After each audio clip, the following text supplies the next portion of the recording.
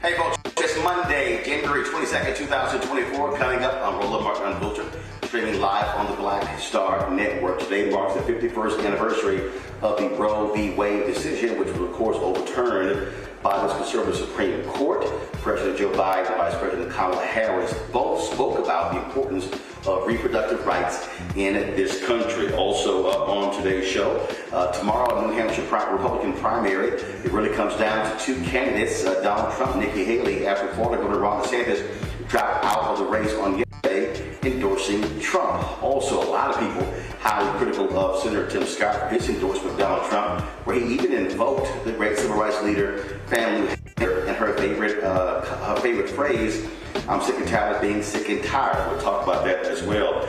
Also, the youngest child of Reverend Dr. Martin Luther King Jr. and Coretta Scott King has died. Dexter King passed away today at the age of 62 of prostate cancer. Also, 25,000 folks dead in Gaza as more pressure is put on Israel to call for a ceasefire in that region of the country. That and more today, folks, at Roland Unfiltered, right here on the Black Star Network. Let's go.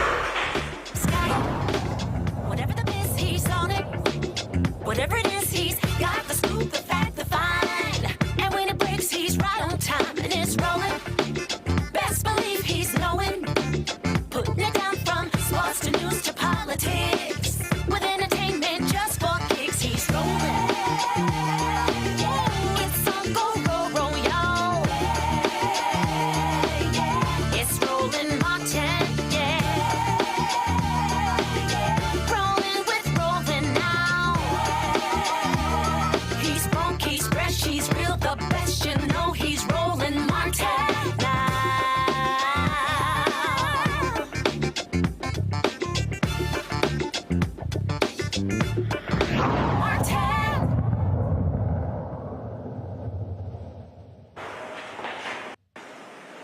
Well, 51 years ago, Roe v. Wade was decided by the Supreme Court, which said that a woman had a right to determine what she did with her body. It laid out abortion rights in America. But of course, this conservative Supreme Court overturned that decision in the Dobbs case. There's been lots of conversation all day as folks have remembered that decision. Today, Vice President Kamala Harris was in Wisconsin, kicking off her nationwide tour focusing on abortion access. It took place on the same day the Republican legislators are determining a bill that would ban abortion in Wisconsin after 14 weeks.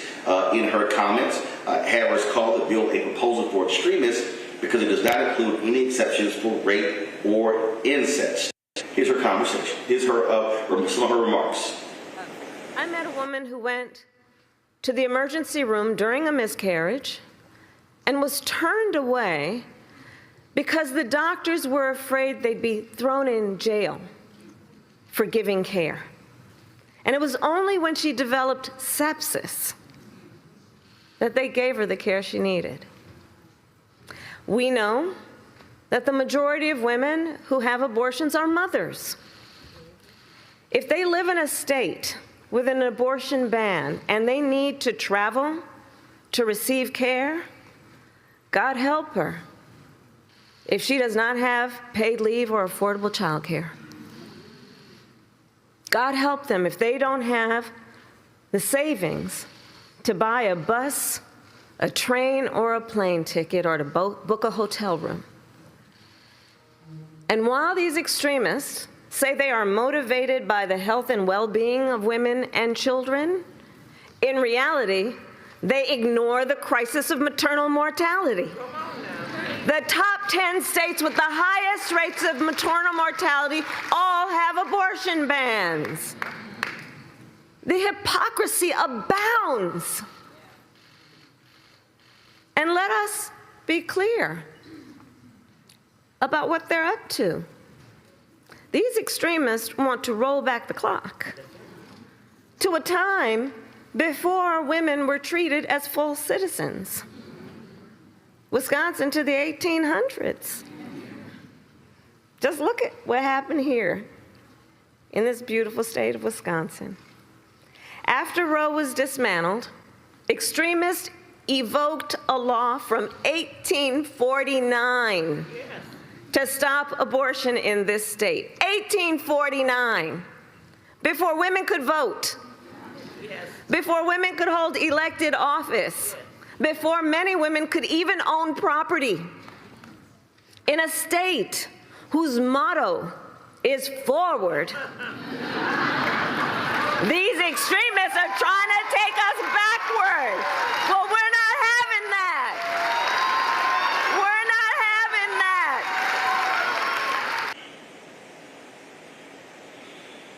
All right, folks. Joining me right now is Dexter. She's a spokesperson for Planned Parenthood. She joins me from D.C. Glad to have you here on the show.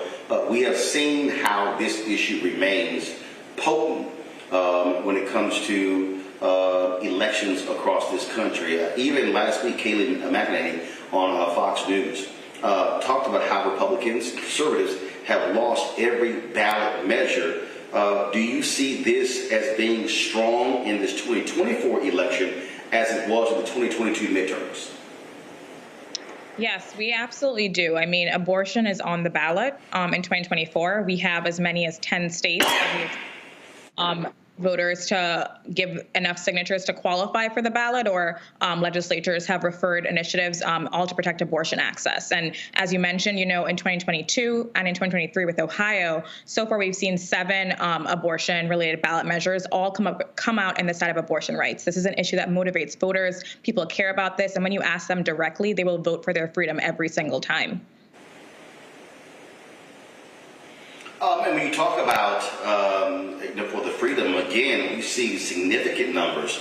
We saw in Kansas, a lot of times called a red state. We saw it in Ohio as well. And you have Republicans who are desperately trying to keep this off of the ballot in November because they do not want to drive turnout in these 10 states. Yeah, that's absolutely right. I mean, that's why we talk about this as a democracy issue. We saw it in Ohio last year where the entire state government was against the ballot initiative there. They tried to do everything. They spread disinformation. They tried to have another election in August prior to the November election to make it even harder to get to the 50%, to get to 60% instead. And we're seeing those same tactics used in states like Montana, where the AG just, is trying to disqualify that effort there. In Florida, the AG is also trying to disqualify that effort, which has already gotten the number of signatures necessary. So this is really a democracy issue. They are trying to thwart democracy by targeting abortion rights, and this is going to have repercussions beyond just our reproductive freedom. Obviously, conservatives hold a 6-3 majority on the U.S. Supreme Court. You now have Republicans who are now trying to go after the abortion pill. Look, they're even talking about Clarence Thomas in the Dobbs decision, even talked about going after birth control. So this actually goes way beyond an anti-abortion agenda. It is a wholesale assault on reproductive rights.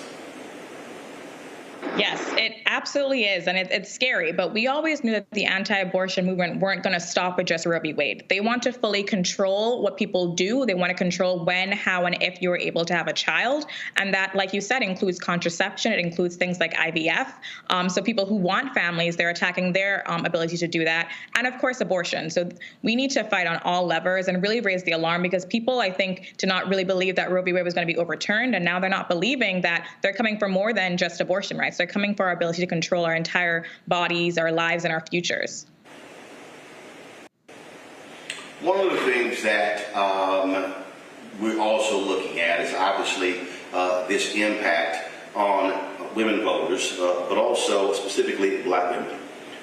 What is Planned Parenthood's focus in terms of driving Black women to the polls, especially younger Black women, where President Joe Biden, Vice President Kamala Harris, looking at polling numbers, they are extremely soft. How are you going to message to them? How are you going to market to them? How are you going to focus on getting them to the polls?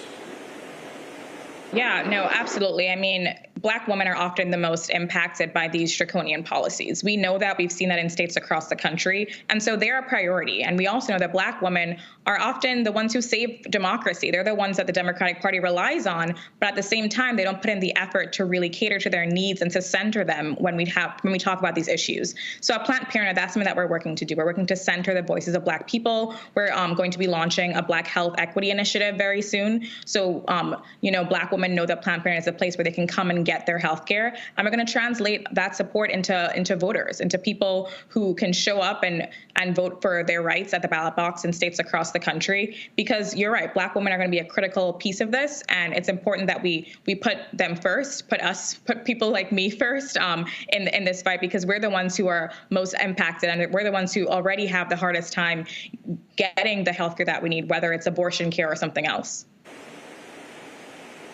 All right, then, Deontay Metzger.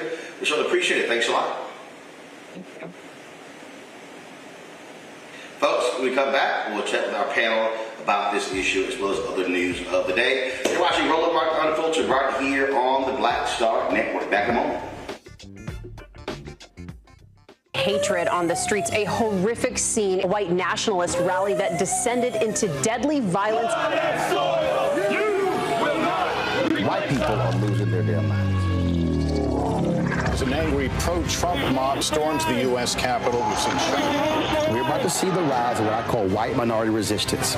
We have seen white folks in this country who simply cannot tolerate black folks voting. I think what we're seeing is the inevitable result of violent denial. This is part of American history. Every time that people of color have made progress, whether real or symbolic, there has been what Carol Anderson at Emory University calls white rage as a backlash. This is the rise of the Proud Boys and the Boogaloo Boys. America, there's going to be more of this. Here's all the Proud Boys, guys. This country is getting increasingly racist in its behaviors and its attitudes because of the fear of white people. The fear that they're taking our jobs, they're taking our resources, they're taking our women. This is white fear.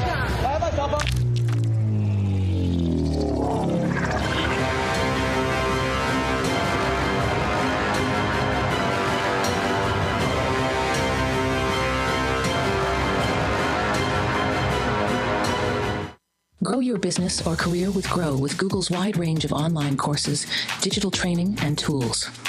Gain in-demand job skills with flexible online training programs designed to put you on the fast track to jobs in high-growth fields. No experience is necessary. Learn at your own pace. Complete the online certificate program on your own terms.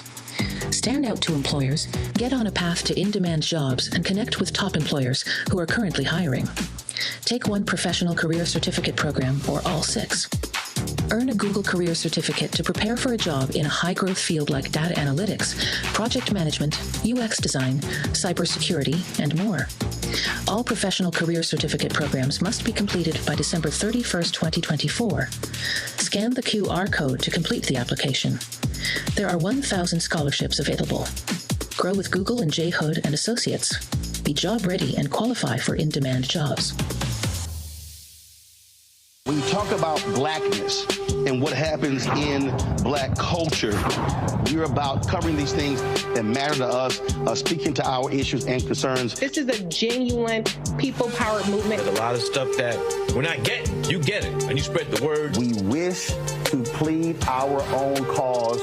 Too long have others spoken for us. We cannot tell our own story if we can't pay for it. This is about covering us. Invest in black-owned media. Your dollars matter.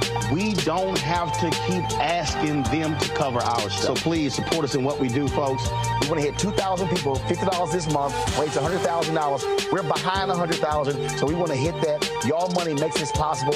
Check some money orders. Go to P.O. Box 57196, Washington, D.C. 20037-0196. The Cash App is $RM Unfiltered. PayPal is R Martin Unfiltered. Venmo is RM Unfiltered. Zelle is Roland at RolandSMartin.com. Me, Sherry Shepard, and you know what you're watching, Roland Martin Unfiltered.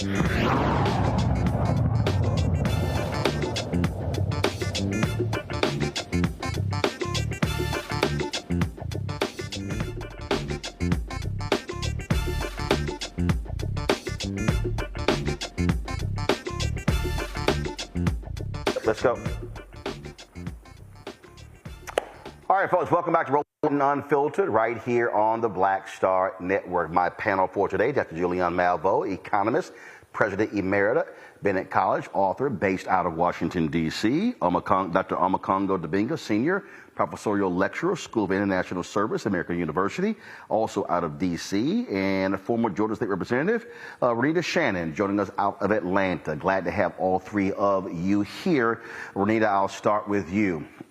This issue of reproductive rights has been very successful for Democrats and progressives, where you have these ballot initiatives. The question is, does that then transcend? Do you believe that that is going to be just as effective in November in the presidential election, these critical U.S. Senate races? Democrats obviously are looking at losing the Senate seat in West Virginia. They're trying to hold on to Sherrod Brown's seat in Ohio, John Tester's seat in Montana. You've got a competitive seat in Nevada as well. So how do you see this issue being used as a major get out the vote effort in November? Well, it's going to be tough. The answer is yes and no. The reason why I say yes is because obviously this is an issue, particularly for Black women, which I want to quickly cover, because a lot of times people look at the ability to have an abortion as just a simple decision of someone deciding whether or not they want to become a parent. But it's a lot more than that. We know that for Black women in particular, we have a hard time getting medical professionals to listen to us.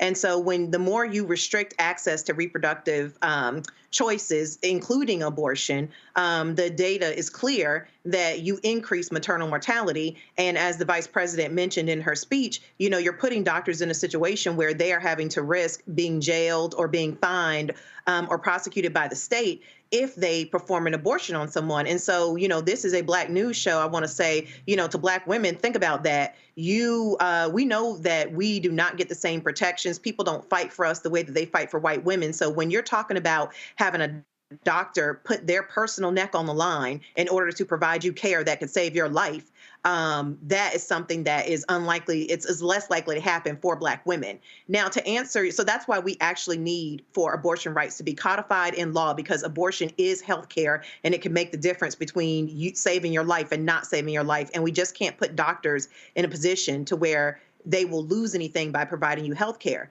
Now, to answer your question, this is tricky from a politics perspective, because in the states where you have seen ballot initiatives, they have been red states. And what you have seen is people, when they're asked the question directly, do they want to protect abortion rights? They overwhelmingly say yes. You can see this in places like Kansas. You can see it in places that you would think the answer would be no. But voters have said they want to protect abortion rights. But the problem is they then so they answer that question in a way that says yes, protect abortion rights. But they then follow up by continuing to vote for politicians who are anti-abortion. And so none of the leadership in any of those states have changed. They still have red, conservative, Republican leadership. We know these folks are anti-abortion. And so that is where it really gets tough to make this the complete leading issue. What needs to be done is this has to be a part of the issues that voters really see as important to come out. And I do think that the Biden administration also has to do some reckoning around what is their specific plan to protect abortion rights. Because we all remember that in the beginning of the president's term, we Democrats had both the presidency, the House, and the Senate, and nothing. And the Biden administration was not able to actually just pass law codifying abortion rights and reproductive freedom, which is what we need. So we need a specific plan as to what the president is going to do around that doesn't devolve into, well, Joe Manchin and Kyrsten Sinema won't let me touch the filibuster so I can move my agenda. Well, I'll be honest, Julianne. I don't think this was an issue in terms of Biden and Harris not being able to get it codified. Let me just be frank. I think the problem is progressives and Democrats never thought the Supreme Court was going to do this. Now, here's what's crazy to me. The right was saying and yelling, we're putting people who are very strongly anti-abortion on the Supreme Court. That was always their deal. And so when this happened, I'm looking at Democrats and progressives and I'm going, what do you think was going to happen? And there were people who literally said, we never thought this was going to happen. And I'm going, but they told you. So So it's sort of like, to me, it's crazy to listen to any Democrat say we're shocked this happened when they told you this is what they were going to do. You know, I don't think we took our eyes off the prize. As soon as even before those three justices, the 45 three justices were confirmed, who all perjured themselves in their confirmation hearings. But as soon as they were confirmed, we should have known this was going to happen. But, of course, they were asked by senators, what do you think about it? And they all just lied. They perjured themselves, but they'll never pay the penalty for that. And we knew that that's what they were going to do. It's not only that they perjured themselves and that they were on a mission. They were on a so-called pro-life mission, which was really an anti-woman mission. They were on that mission. Mission accomplished. They were able with Dobbs to overturn Roe, and this is a huge problem. Beyond that, what they've done is they've weaponized pregnancy. So in Ohio, Brittany Watts, African-American woman, pregnant, passing blood clots, was told she had to go to the hospital. The doctor could not help her. She went to the hospital. She was arrested. Now, all of this has gone away. She did have, the charges were thrown out. But just imagine that you're already losing your baby. You're already under distress. And then you're being charged as a criminal. This isn't the first time this kind of thing has happened. It happened, I remember writing about it in the early aughts, when women who were drug addicts and had asked for help were charged with delivering drugs to their fetuses. These people have fetishized fetuses. They literally have. And the challenge is that, as you say, progressive women, none of us thought this would ever happen. We didn't. And so we didn't think was happen. We weren't ready for it. And what we ended up doing is allowing these folks to essentially deny us choice. And Renita is absolutely right about the ways that this hits Black women just more acutely. Wealthy white women, and all white women are wealthy, but wealthy white women, she's got protection. She's got a doctor. If it goes to the hospital, it's not going to be reported. You're talking about someone who might be going to a clinic or someplace else, and that's not all Black women either. Some Black women have means, but let's be clear. We are more likely to have this visited on us. We're more likely to have our pregnancies criminalized. We are more likely as Black women to suffer disproportionately because of a lack of choice. And, most of the women who have abortions are already mothers. They don't want to lose their children, but they have many reasons why they must. Oftentimes it is illness.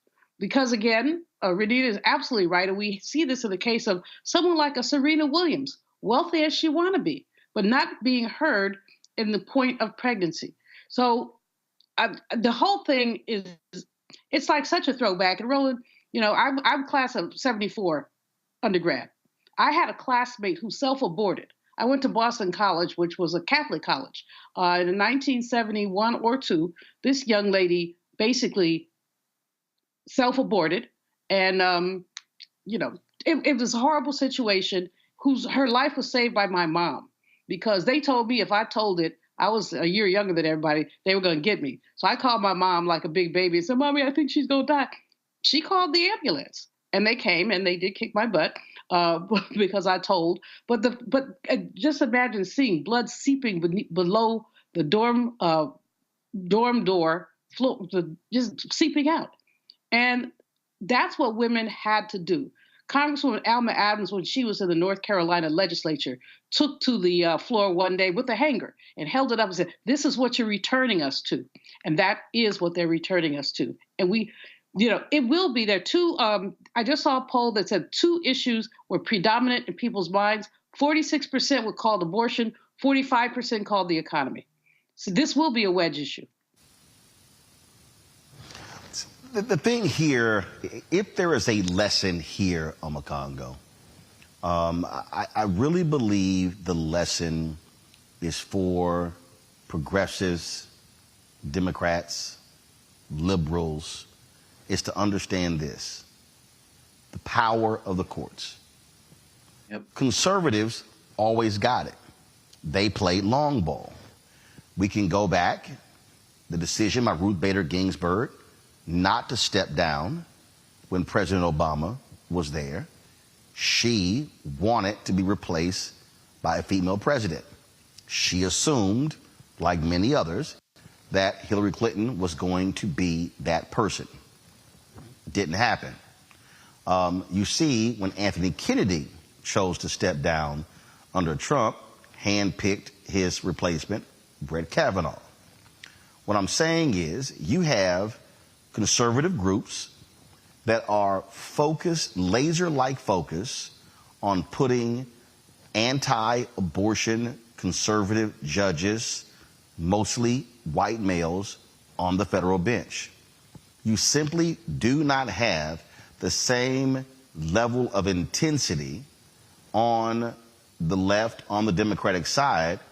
And let's also be honest, this was not a concern of President Barack Obama.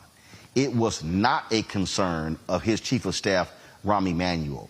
This president, I fundamentally believe, has prioritized federal judges even more so than Obama did when he was president.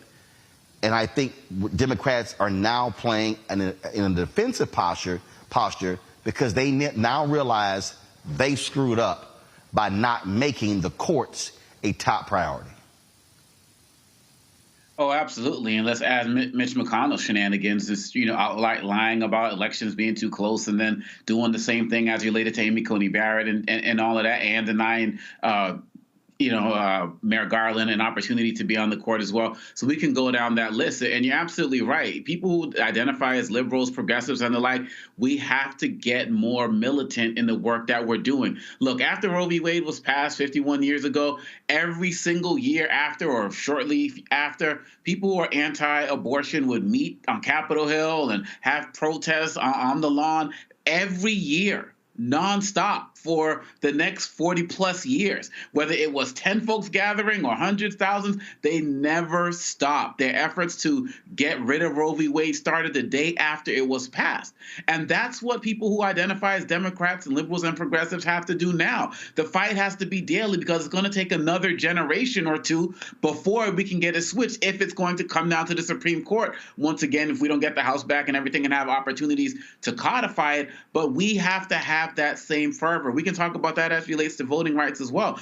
All of this time, Democrats, Republicans, liberals, and the like, waiting to fall in love with the right person, waiting for this and that. Republicans fall in line. Not to mention these judges, they were not picked by Trump. They were given to him by the conservative organizations. These are the people that we want. Where's our list? Where's our organization that's saying to Biden, this is who you're going to get, or this is who we want? Everything that they've done to get rid of Roe v. Wade, we should be mimicking times 10 in order to bring it back, because you're right, it has not been prioritized. And on some levels, we could have the same conversation about what happened with voting rights as well. But I'm glad, the only thing that makes me satisfied about Trump just taking the primaries early is that it gives the Biden administration an opportunity now to start going hard and putting what Trump did, what the Supreme Court has done, in the face of everybody, because it's going to take this amount of time to really remind people of the dangers of what's going to happen if he comes back in, given the assault that we already have on women's reproductive freedoms. And as it has been said, abortion isn't just about a quote unquote, procedure. This is actual health care on so many levels, and people getting arrested. Andy Bashir, had that ad with the 12-year-old girl talking about what happened to her after she was raped. This is the time for Democrats, liberals, progressives to go hard, and not just until November. This has to be, I have two daughters, man. I have a teenager, 17, and a 15-year-old. And I think about what their future is going to look like if they were to move to one of these states. But if we don't get our act together, we could be looking at a national ban depending on how these folks are going. And it could be with Trump or Nikki Haley. So if we don't get it together now and learn from the mistakes of the past, it's a wrap, Roland. And so we got to go hard and we got to go strong now. Otherwise, I'm afraid of what's going to happen, because it's already bad enough, savage and tragic and barbaric in terms of what they're doing to women's rights and families right now. I'll say this before I go to break. That is, I think what has to happen is Democrats, progressives have to understand, when we talk about the power of the courts, it also goes beyond the federal level. This is where focusing on district attorneys, focusing on the judges who are elected statewide, All of those things absolutely matter. All right, folks, got to go to a break. We'll be right back right here on Roland Martin Unfiltered on the Black Star Network. Be sure to support us in what we do by joining our Bring the Funk fan club. Your dollars make it possible for us to do what we do, to cover the stories that we do every single day on this show and on the network. Send your check and money order to P.O. Box 57196, Washington, D.C., 20037-0196. Cash App, $RM Unfiltered, PayPal, R Martin Unfiltered. Venmo is RM Unfiltered. Zelle, Roland at RolandSMartin.com, Roland at RolandMartinUnfiltered.com. We'll be right back. We just have one of the oldest cultures that's desperately needed for mutual salvation. That's the consciousness. We have the keys in our roots to save mankind. We get to see the condition of other countries, other oceans, other cultures. And if we believe in God, a lot of us do, he's telling us if you don't get rid of that stuff that makes somebody superior or inferior and work together for the mutual salvation, everybody's gone.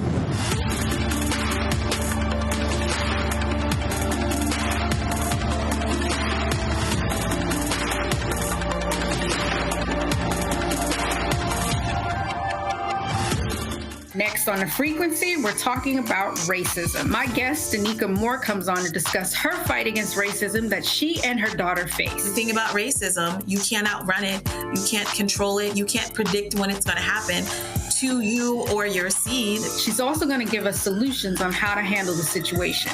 That's here on The Frequency on the Black Star Network.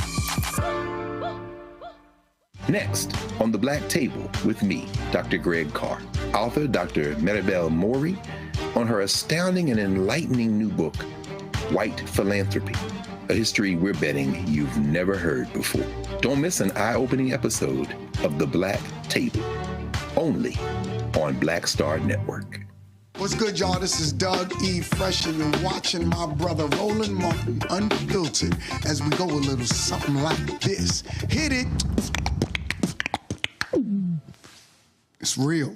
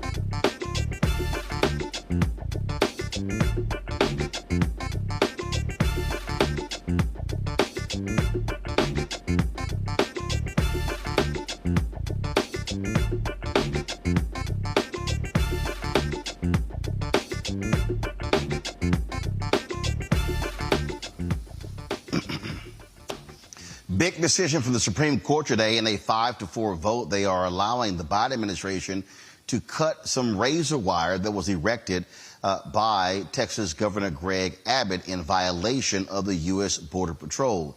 In Texas, they have been at odds with the Border Patrol when it comes to dealing with migrants coming across the border. The emergency request was filed by the Biden administration. Again, a 5-4 vote. Clarence Thomas, Sam Alito, of course, they were two of the 4 votes. The Biden administration says the wire prevents agents from reaching migrants who have already crossed over the border into the U.S. Chief Justice John Roberts, Justice Amy Coney Barrett sided with the court's 3 liberal justices, Elena Kagan, Sonia Sotomayor, and Ketanji Brown Jackson, in lifting the lower court's injunction.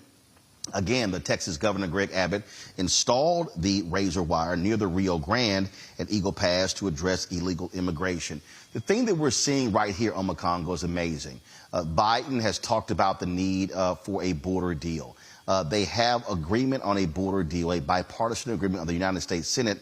The Republicans are saying, no, we don't want to vote on one. We don't want to vote on one until Trump becomes president. And so they don't actually care about the issue. They want this to be a campaign issue. They actually don't want to address the border crisis at all. And this is when it comes down to political sophistication as relates to the voters, because everybody always wants to put it at the hands of whatever president's in power. And so, especially when there's a Democrat in power. And so when people understand that it really comes down to the House, we're going back to our last segment. When are we going to get aggressive? Where's the real campaigning? Why are we not, hitting these areas harder as it relates to making sure people understand that this is something that the Republicans intentionally want to happen? When you're talking about this inhumane fencing system that was set up, that people were getting, mutilated in, it was barbaric and savage. And then on top of that, you have the governor engaging in basically in human trafficking, sending migrants across the country, sometimes to places they don't even know. Well, most cases, they don't know where they're going. And there are cases where they've been outright lied to about where they were going. Nothing is happening. The entire country is being placed on, is struggling under the system, which has a remedy. Even Lindsey Graham said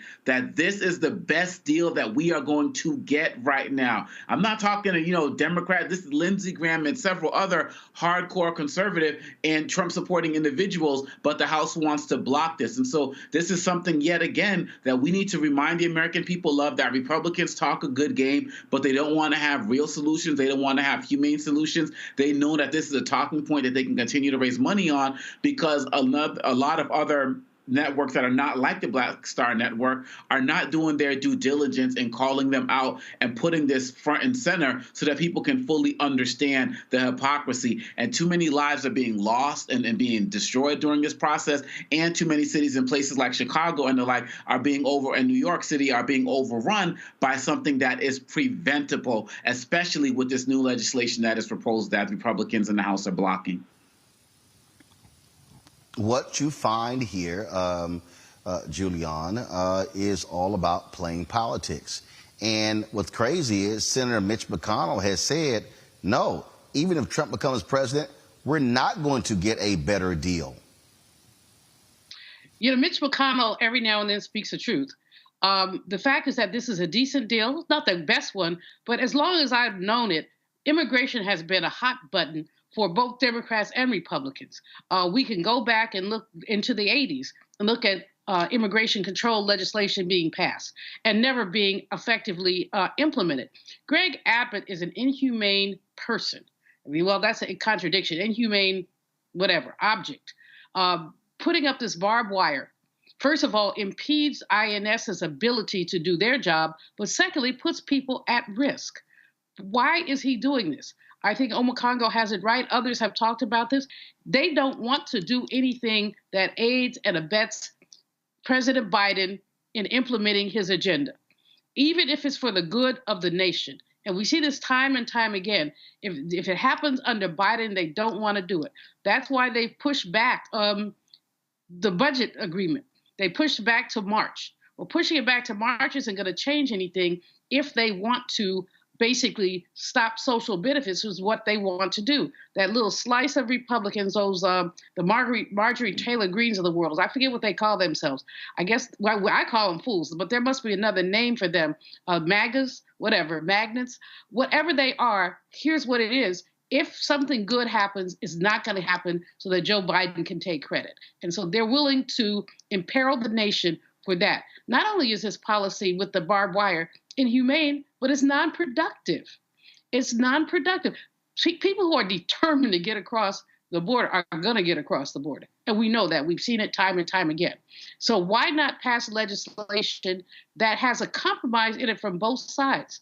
The reason why they won't pass a legislation is because they don't want to be perceived as helping Joe Biden. How about helping America?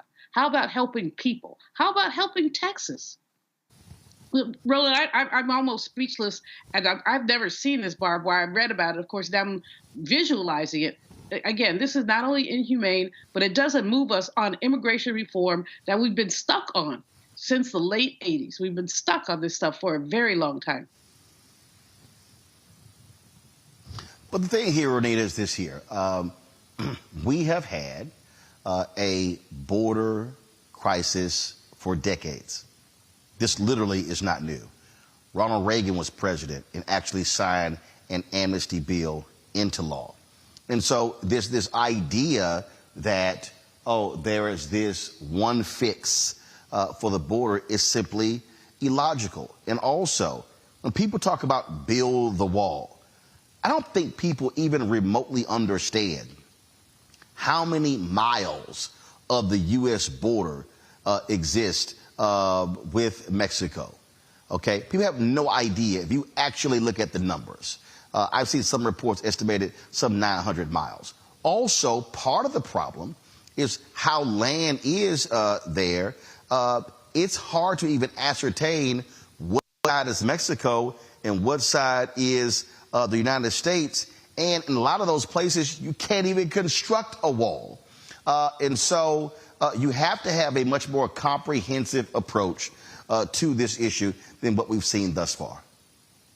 You absolutely do have to have a more comprehensive approach, and that is really what is going to solve both illegal immigration as well as what we're seeing where governors like Abbott are taking upon themselves to come up with the most inhumane solutions like this barbed wire in order to make it so difficult for people to cross that they literally are risking their lives in order to get here. And so the reason that we have illegal immigration is because we don't have a legitimate system where people can actually go through some type of process that is timely and that makes sense and doesn't cost them a fortune with no results in order to gain access to the country. And so I do think that, you know, again, and I'm going to keep saying this because facts are a stubborn thing. The Biden administration needs to articulate to the public what they are going to do as far as the big moves on immigration, because like you mentioned, immigration has been a topic that is longstanding. And Dr. Malveaux is absolutely correct when she says they're absolutely not going to do, Republicans aren't going to do anything right now because they have the power to stop, you know, the president from getting anything done. And that is just playing politics. So the answer that we all need, what we need to hear from the Biden administration is, what will you do next time if you get power back? Because when we had the House, the Senate, and the presidency, we did not see large moves from the Biden administration on this or abortion, as we were just talking about, in order to fix these issues. And so we need to know what is going to be the plan, and a plan that you're actually willing to move forward. Because at this point, absolutely not. The Republicans, the last thing they would do is give the president anything large to be able to campaign on. And that's why they're going to stymie any bill or anything that comes up that could give the president one more thing to campaign on. So the total border, the total length of the border between U.S. and Mexico, 1,933 miles. You've got some 700 miles of border barriers. And so you're talking about 1,200 miles still left. And so, and let me also remind people, Donald Trump said that he was going to build a wall and Mexico was going to pay for it. I don't think their check cleared. They didn't pay for a thing. He was lying, just like he's always lying. All right, folks, gotta go to a break. We'll be right back. Roland Martin Unfiltered right here on the Black Star Network. On the next Get Wealthy with me, Deborah Owens, America's Wealth Coach, Nurses are the backbone of the healthcare industry, and yet only 7% of them are Black. What's the reason for that low number?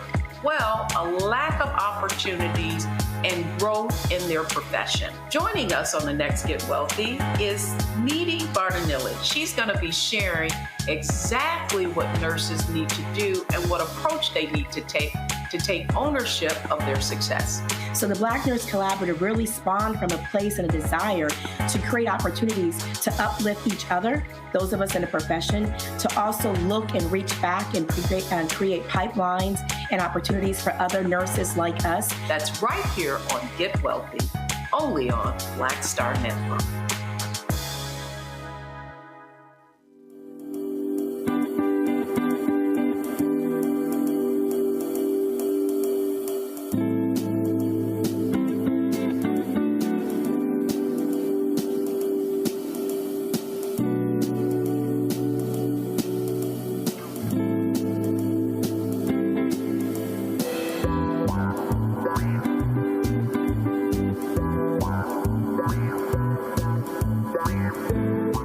John Murray, the executive producer of the new Sherry Shepherd Talk Show. You're watching Roland Martin Unfiltered.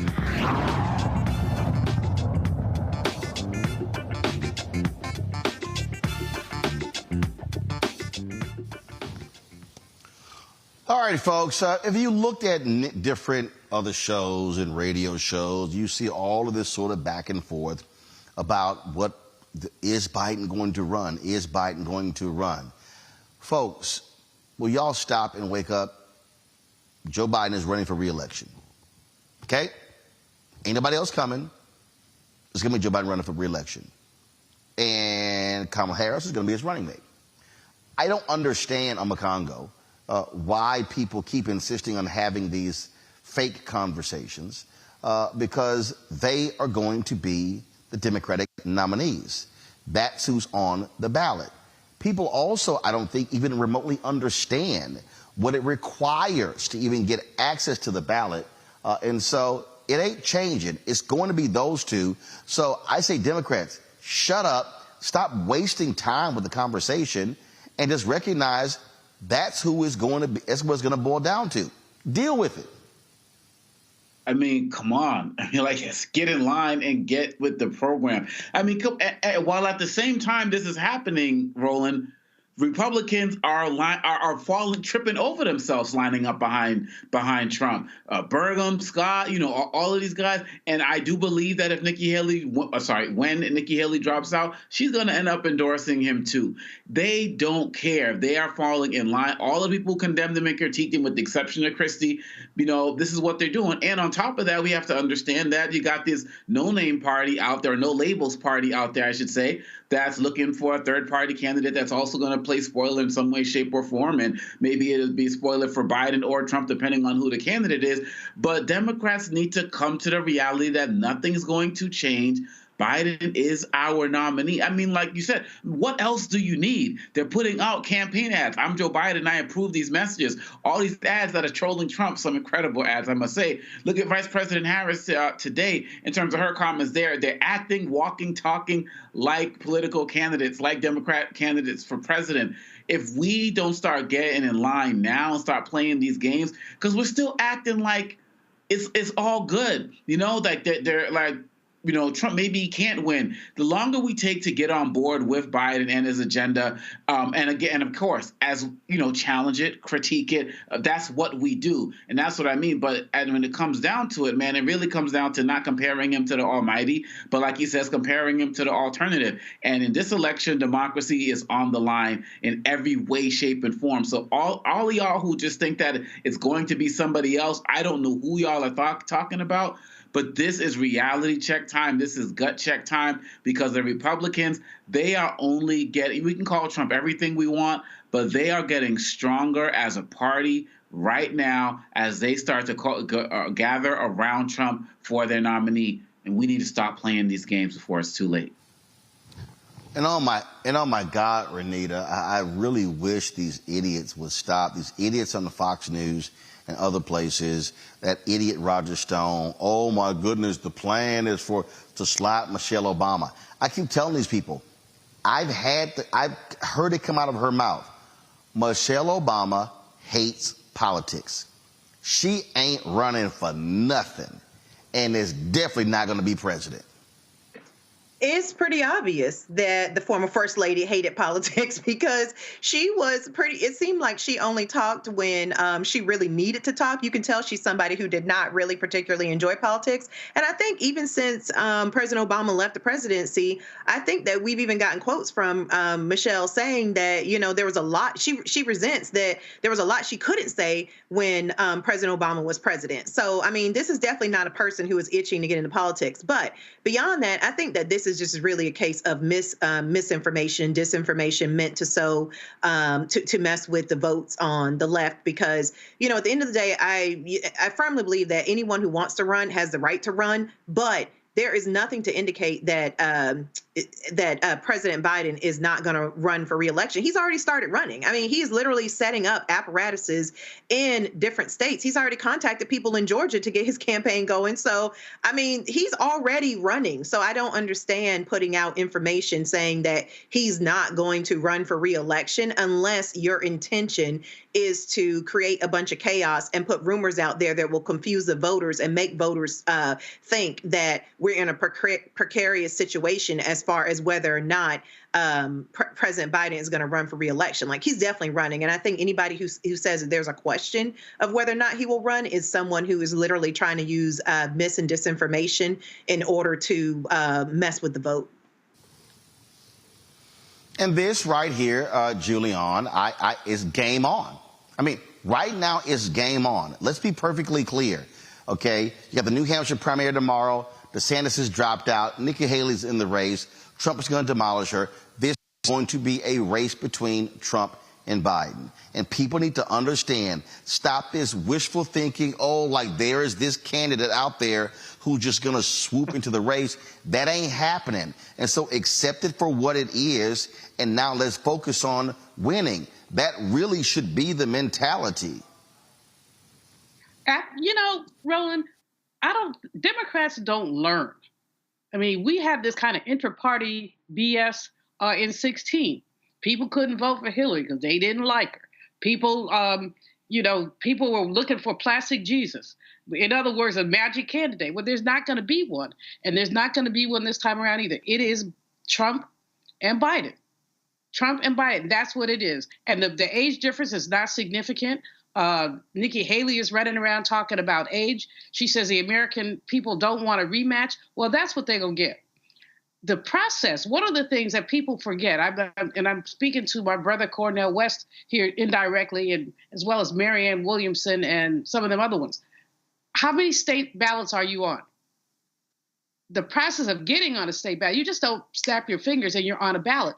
This is a multi-month period. Often it requires a collecting of signatures. It requires other things. So if you were going to be a third-party candidate, independent candidate, you probably should have started a couple months ago, or at least a month ago. So nothing is going to emerge but what we have. And what we have is what we're going to have to deal with. Now, people can grouse. And that's what Democrats do. I forget who said, I don't belong to an organized party. I'm a Democrat. Somebody, maybe it was Will Rogers, somebody said that. And it's just so apropos. Democrats don't get their act together while Republicans do. And look at them. I mean, DeSantis was very ugly toward Trump. But then at the end, I'm going to endorse you. Trump was very gracious toward him. Who knew he had it in him? Tim Scott has come around. It's like, and then there were two. And then there were two. And so for folks to expect anything else is to basically be delusional, simply delusional. I'm going to bring in here Tamia Booker. Tamia is founder and managing director of T. Booker Strategies. Tamia, look, when you look at what's happening on the Republican side, I mean, yeah, it's down to Trump, Nikki Haley.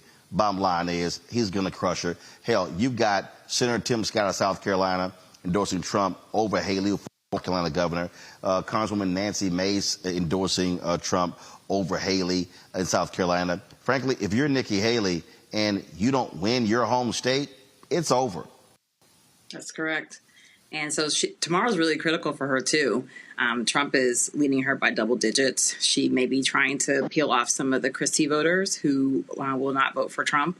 But if she can't carry her home state, it's going to be very difficult for her to be able to keep going in this race. And so she said after Iowa was a two-person race, and she was right when DeSantis dropped.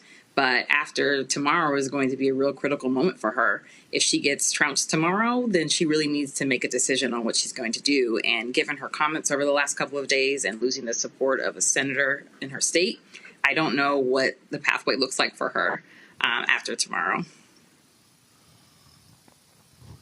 And with that said, I think what this also does is it frankly changes the whole deal. So now from a media standpoint, everything is not just covering all the different movements over there. It's really now breaking this thing down to the two candidates, a repeat of 2020. I personally think that's actually better for Biden, Harris against Trump, because what happens is you now have a binary choice. It's now down to those two, and for every crazy statement that Trump makes, people now have to see that in terms of from a general election perspective versus a Republican primary.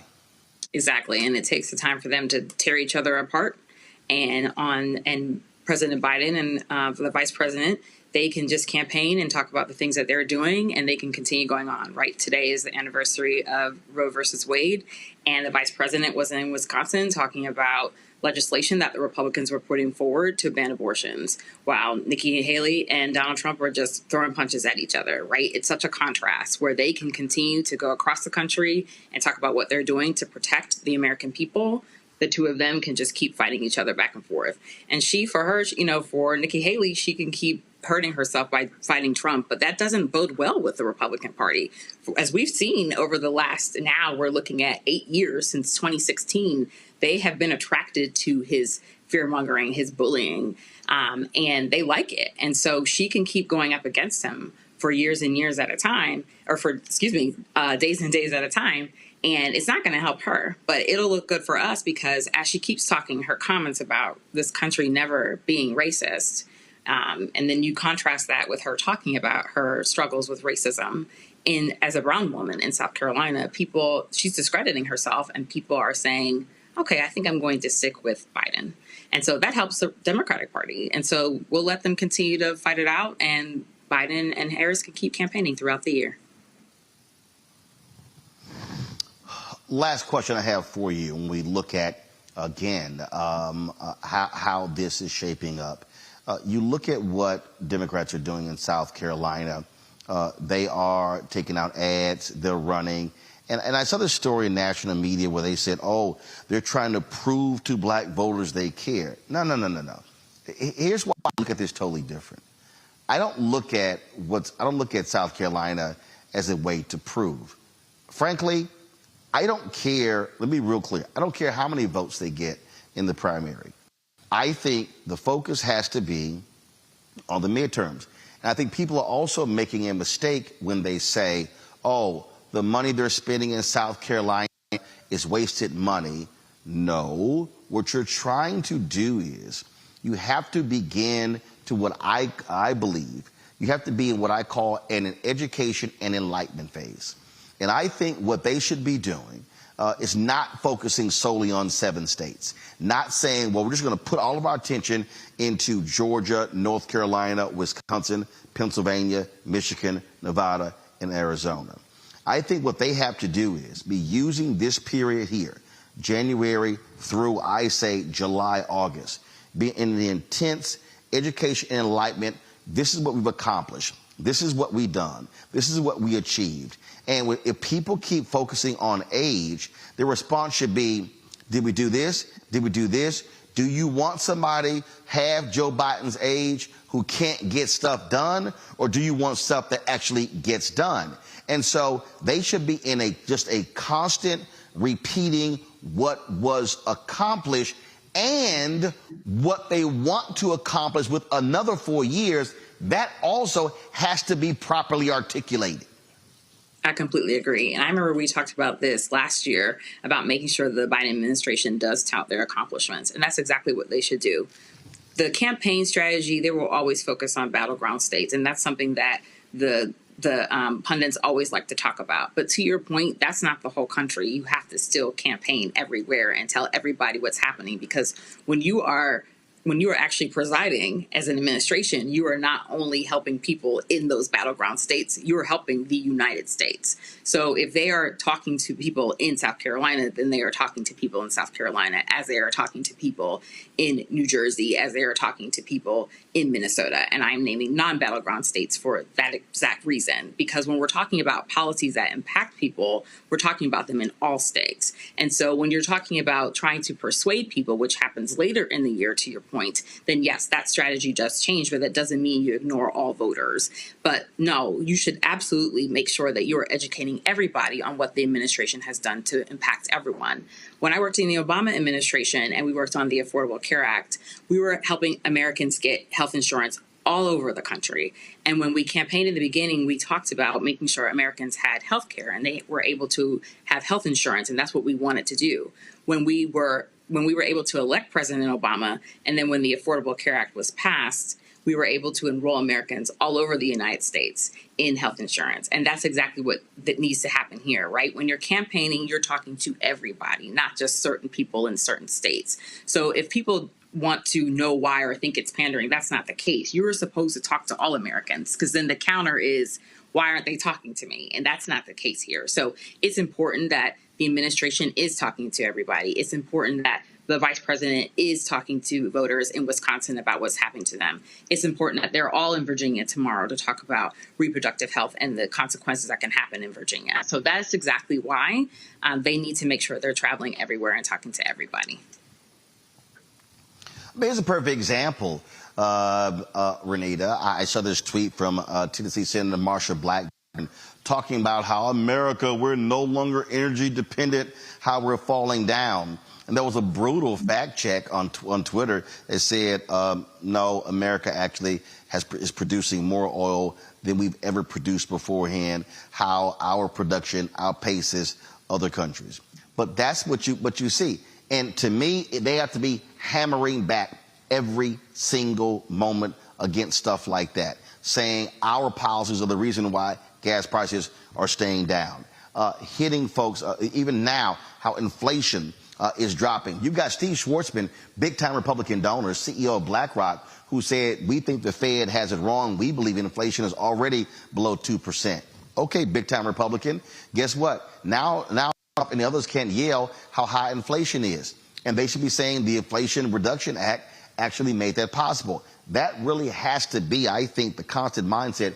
It has to be the hammering every day of what was accomplished, what was done, and how the policies that we passed made all of that possible.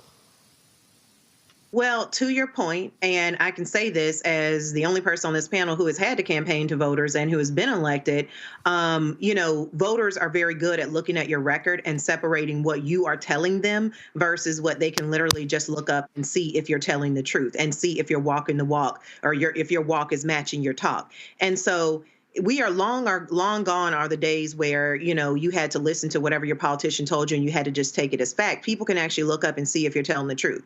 You always have to run on the record that you created. And so this is not just advice for the right. This is also for the left. Whatever you've done, good or bad, you're going to have some explaining to do to voters. And so I think that is a lesson for both Democrats and Republicans in this upcoming election cycle, is that voters know when you're being authentic. They know when you are campaigning on what you say you've done and if you actually have done that. And they also will critique you on whether or not you performed on the priorities that they have in order to get their vote. Because make no mistake about it, and a lot of times this is talked about, on this show, is a lot of talking about there being two choices. But no, people are willing to not vote. That is a third choice that no one ever talks about. And as much as we would not want people to do that, and we feel like everyone should participate in democracy, voters are more than willing to just say, if I don't see myself reflected in a candidate or on this ballot, I will just stay home, especially with how difficult they are making it in certain states for people to even be able to access the vote.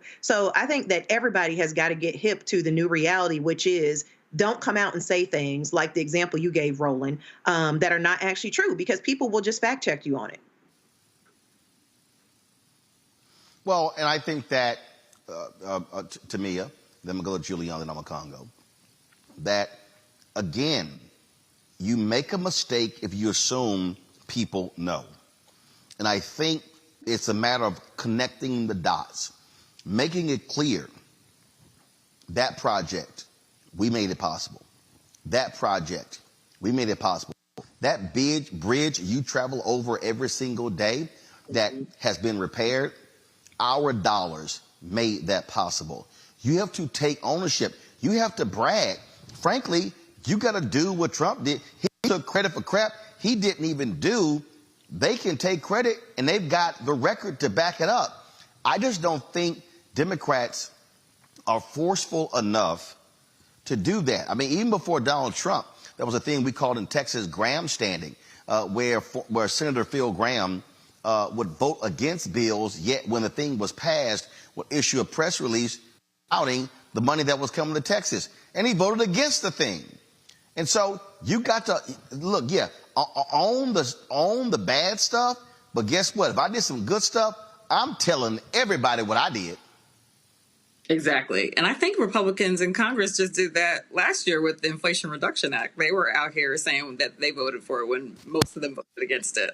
So I think that you're right. It's very important that we take credit when we do great things, and Democrats need to do more of that. And I think we tend to say that we did something and move on to the next thing and get right back to work, but not really own that and remind people everyone is busy and operating in their silos sometimes, but it's really connecting those dots. Like you said, brag here, connect the bridge, connect the student loan forgiveness, connect all of those things, connect the voting rights, connect the abortion protections, connect all of that and say it over and over again.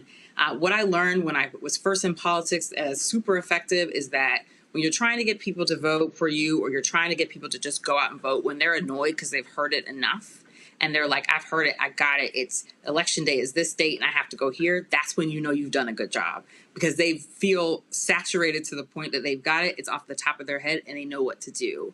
And we need to implement those exact same strategies when it comes to talking about what the administration has done for people in their neighborhoods and in different communities, because people need to actually know what has happened. And to your point, Trump made sure he held up a lot of things to make sure that he was able to take credit for the things that he said that he did, even though he didn't do that. And this administration needs to do the same thing. Julian. Yeah, fully agree with everyone who's talked about beating the horse, just beating it again and again and again. I think one of the biggest flaws of the White House communications team is that they really don't push it out there as hard and as frequently as they should. So that I talk to young people who don't get, I mean, I talked to a little brother a couple days ago. He says, well, Biden didn't do student loan forgiveness. And I said, well, you know, they don't understand how government works because civics is not being taught anymore. So Biden personally is not going to give you a check. He's got to go through legislative process. And we need to help them understand that. But secondly, millions of people have been affected with the workarounds that President Biden has done. And so they need to talk about that more. They need to say X number of million people have had their loans forgiven. We wish we could do more, but the Supreme Court wouldn't let us. So they understand it's not a one-off. And there's so many other things like that. There's a thing going on now where if the little man who's a speaker, forgot his name already, Mike Johnson from Louisiana, if he has his way in terms of pushing back and cutting out budget, one of the things on the table, Roland, is that people will have to go in person for an interview to get food stamps. Go in person. Now, that was always a requirement, but it was lifted during COVID, and they found there was no more fraud. Nothing bad happened because people did not have to go in person. But now either you have to go in person or you have to be available for a random phone call. What is a random phone call? They could call you anytime. And if you're not there, they could cut off your food stamps. Now, we need to talk. People on the D side need to talk about these mean-spirited policies and what they really mean.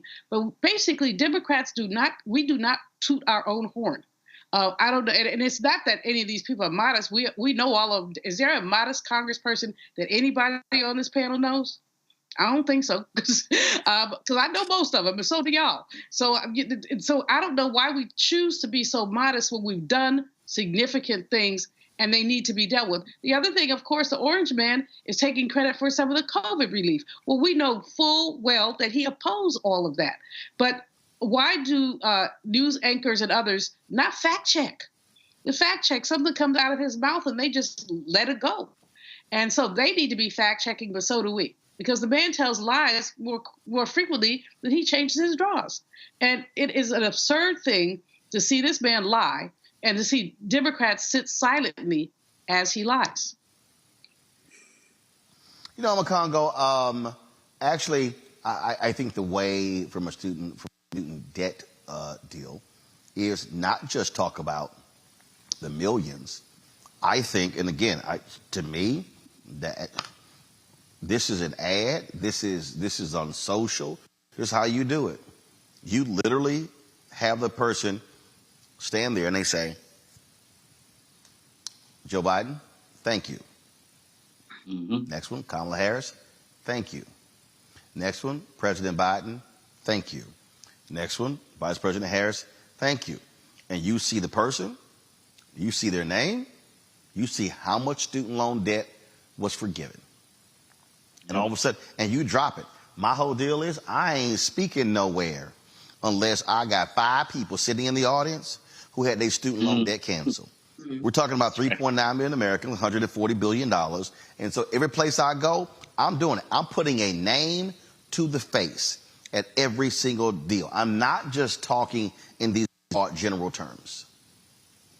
Absolutely. And they absolutely have to do work like that. And in addition to that, a lot of these super PACs, who are out there putting out all these ads for Trump, or where on the Democratic side, I see the Lincoln Project, which is founded by former Republicans, doing more anti-Trump stuff than some of the Democrat super PACs out there. They also could be putting these types of ads together for the Biden administration. But you're absolutely right. The Biden administration needs to take the lead on that. And while they're at it, they can also have people out there talking about the diabetes medication and all of those types of issues as it relates to the, the insulin being dropped. They can come up with so many campaigns of real people who have real life experiences of what Biden is doing now, not projects that may start 10, 15 years down the road. Those are great, but there are real changes happening now, and people need to speak up. And one other thing I want to say is that this is also the time that the Biden administration needs to get in front and get on Black-owned media and Black spaces on a regular basis. One of the things that helped Trump win is that he would call up freaking AM stations, man, and just talk to anybody. And people would circulate that stuff because a president or presidential candidate called them and hyped them up. They need to do that. Biden needs to be here. Vice President Harris needs to be here. Other areas that target Black people as well, even if they're not Black-owned, they need to do that. But specifically, need to come here because Biden and Kamala Harris, they still have the largest bully pulpit. Today, because of that speech that she gave in the networks I was listening to before the show, it was the first time the stories weren't dominated by Trump because Vice President Harris was out there crushing it. And so I'm hearing her voice again. They need to dominate that as well, and that's also going to help them get their message out. But come to the Black Star Network, y'all. All right, folks, hold tight 1 second. Going to a break. We'll be right back on the Black Star Network. I am here at the Grove 23, which is the private golf club of Michael Jordan. I'm a guest of Gary Sheffield, former Major League Baseball star, and so had an opportunity to enjoy today. So glad to be here in one of their villas, and so I appreciate the great hospitality of the folks here at the Grove 23, so we appreciate that. Michael Jordan, had an opportunity to see him earlier today after we finished our round. Folks, you want to support us, what we do, please join the Black Star Network. Send your check and money order to P.O. Box 57196, Washington, D.C., 20037. That's 0. 96. Cash App is $RM Unfiltered. PayPal are Martin Unfiltered. Venmo is RM Unfiltered. Zelle, Roland at RolandSMartin.com. Roland at RolandMartinUnfiltered.com. Don't forget, you can also you can also download the Black Star Network app, Apple phone, Android phone, Apple TV, Android TV, Roku, Amazon Fire TV, Xbox One, Samsung Smart TV, and should get a copy of my book, White Fear, How the Browning of America is Making White Folks Lose Their Minds. Available on bookstores everywhere. You can also download the audio version on Audible as well. Folks, we'll be right back in Florida.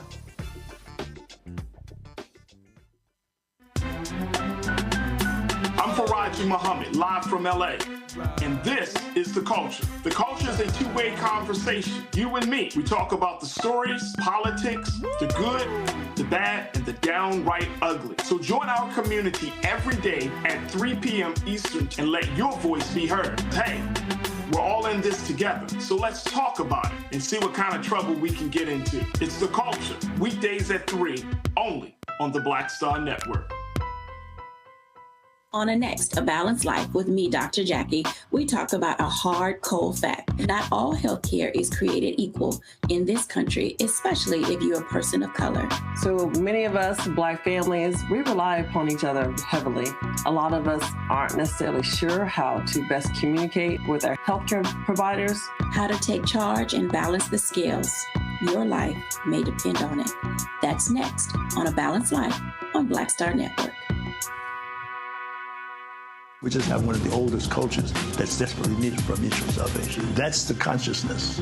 We have the keys in our roots to save mankind. We get to see the condition of other countries, other oceans, other cultures. And if we believe in God, a lot of us do, He's telling us if you don't get rid of that stuff that makes somebody superior or inferior and work together for the mutual salvation, everybody's gone.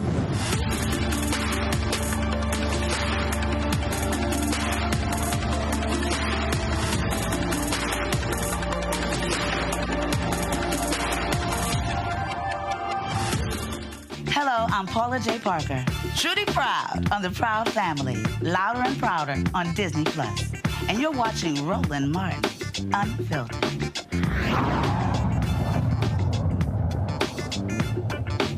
I got it? All right, folks, welcome back to Roland Martin Unfiltered. So, to me, I want to bring you in here. Over the weekend, as I said earlier, South Carolina Senator Tim Scott endorsed Donald Trump. Oh my God, it let's just say it was interesting. But one of the things that he did was he invoked the phrase that we often associate with Fan Lou Hamer, I'm sick and tired of being sick and tired. Some people ripped him for trying to sound like a Baptist preacher in endorsing Trump. I've never seen, I mean, let's be clear. I mean, my goodness. Tim Scott is doing his best to try to be a VP. What do you make of how he has comported himself since dropping the race? That's exactly what I was going to say. I mean, that's exactly what he's doing. He's trying to be vice president, and it couldn't be clearer. The stuff coming out of his mouth is unbelievable. He's just really been a true disappointment over the years, if I'm being honest.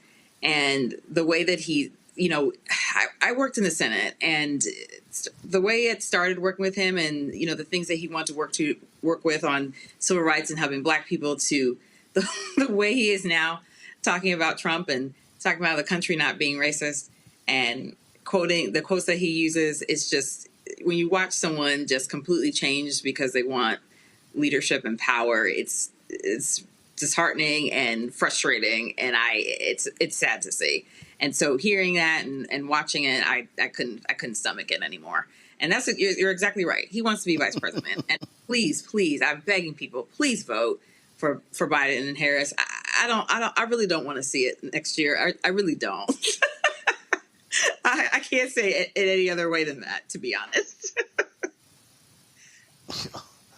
Renita, what did you make of the speed of Senator Tim Scott? Tim Scott is one of these people who also said that the country is not racist. He said that along with Nikki Haley. And the only thing I want to say is I see that the party of majority white people did not vote for you.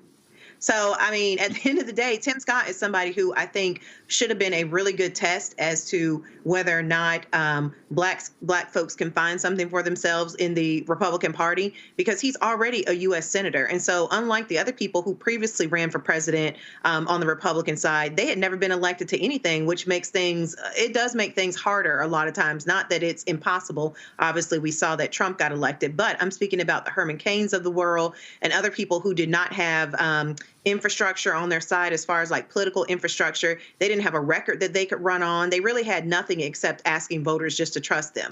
Tim Scott has, all the things that I just mentioned, and he still was not able to do well in the primary. So I just think it's very interesting. Lord, if y'all want to hear somebody sell their soul, watch this. We need a president who will close our southern border today. We need Donald Trump.